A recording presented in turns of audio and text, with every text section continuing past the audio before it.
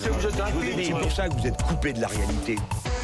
Et c'est Raphaël Dohan qui nous fait le plaisir d'être avec nous ce soir. Bonsoir à vous. Bonsoir. Alors je vous présente Raphaël Dohan, vous êtes ancien élève de l'ENA et de l'ENS, vous êtes magistrat, vous êtes également adjoint au maire du PEC, c'est une commune des Yvelines, auteur du rêve de l'assimilation et de Quand Rome inventait le populisme. Et ce soir sur Europe 1, dans votre carte blanche, vous voulez nous parler d'éducation. Pourquoi ? Parce que la ministre de l'Enseignement supérieur a demandé à nos grandes écoles comme HEC, Polytechnique, Normal Sup de lui présenter une feuille de route pour renforcer la diversité sociale au sein de ces établissements. L'idée principale qui s'en dégage et qui commence à faire polémique, eh bien, c'est d'accorder des points bonus aux candidats boursiers quand ils vont passer les concours. Et ça, selon vous, c'est une fausse bonne idée, hein ? Bien oui, il faut d'abord rappeler une évidence, c'est que faire en sorte que des élèves issus de toutes les classes sociales, et pas seulement les riches et les fils de profs, puissent entrer dans les meilleures des grandes écoles, tout le monde est pour, évidemment. Seulement voilà, proposer des points bonus aux boursiers, je pense que c'est vraiment prendre le problème à l'envers.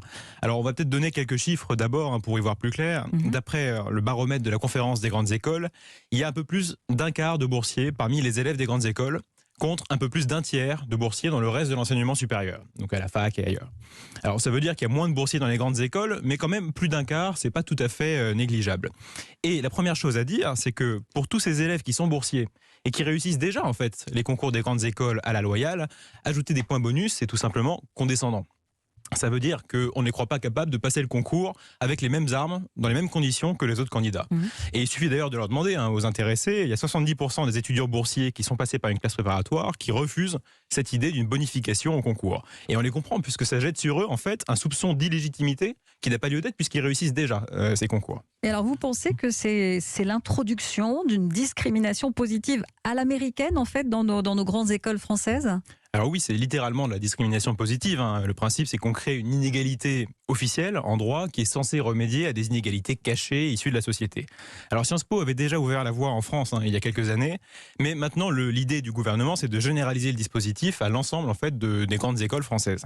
Et dans ce domaine, il y a certaines des grandes écoles qui se montrent très très imaginatives. À Normal Sup par exemple, à l'école normale supérieure, on envisage non seulement de donner des points bonus aux épreuves du concours aux boursiers, comme donc le gouvernement en a parlé, mais carrément de moduler le bonus qu'on reçoit et donc la note qu'on a au concours en fonction du niveau d'études de vos parents, selon que vous venez ou pas d'une famille monoparentale, voire en fonction de l'engagement associatif ou humanitaire du candidat. Donc c'est quand même très large.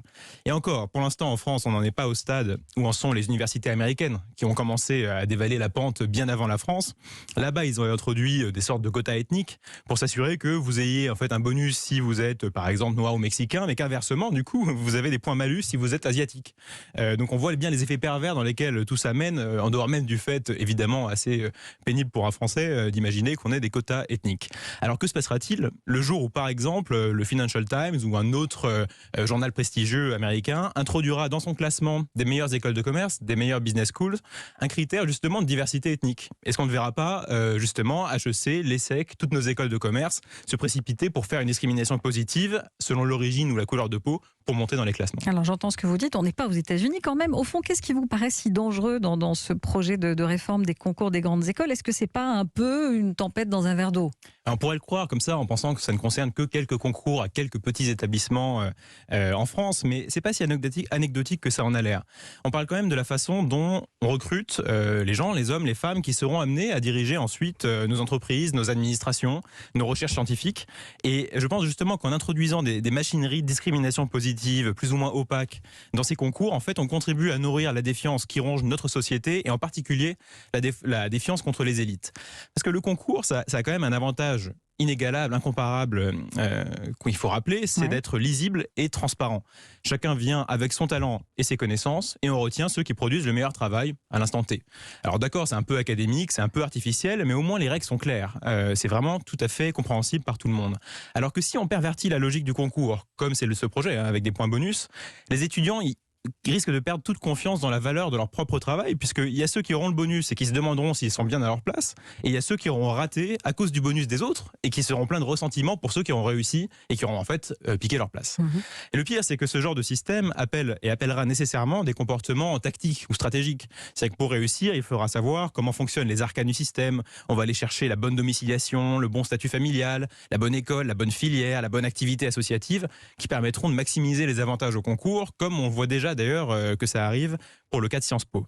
Et à la fin, je pense que c'est vraiment la confiance dans le fonctionnement de la société en général qui sera la victime. Alors, je voudrais qu'on conclue quand même rapidement, c'est très intéressant, mais si la discrimination positive n'est pas la solution, comment fait-on pour aider les élèves issus de milieux défavorisés à accéder aux meilleures études ? Eh bien, en fait, il faut faire le vrai travail d'égalité qui est le travail en amont. C'est-à-dire, au lieu de donner des points bonus à des gens dont, implicitement, comme le révèle ce projet, on pense qu'ils ont moins de connaissances ou qu'ils savent moins bien travailler au niveau des études supérieures, eh bien, au lieu donc d'essayer de compenser à ce stade-là, il faut évidemment leur permettre d'acquérir ces connaissances et ces compétences avant, c'est-à-dire pendant leur scolarité. Alors, évidemment, ce travail-là, c'est celui que l'éducation nationale ne fait plus. Donc, en fait, il s'agit de prendre le chantier entier de l'éducation nationale, ce qui est évidemment un vaste programme. Mais on sait par exemple que les inégalités scolaires se développent très tôt. C'est l'acquisition des savoirs fondamentaux qui détermine tout et qui finalement, à la fin, discrimine ceux qui les connaissent et ceux qui ne les connaissent pas. Et il se trouve que l'école en France met par exemple beaucoup moins de moyens sur les petites classes que sur le lycée en comparaison des voisins européens. Donc, c'est un peu idiot.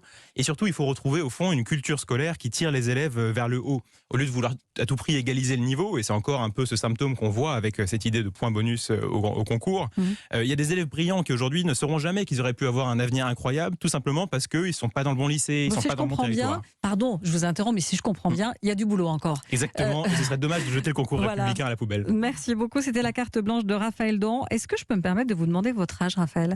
Oui, j'ai 28 ans. Bien. Je ne sais pas si ça se fait de demander son âge, mais moi je suis impressionnée par votre analyse, par votre réflexion. Merci beaucoup, à vous, à bientôt. Merci.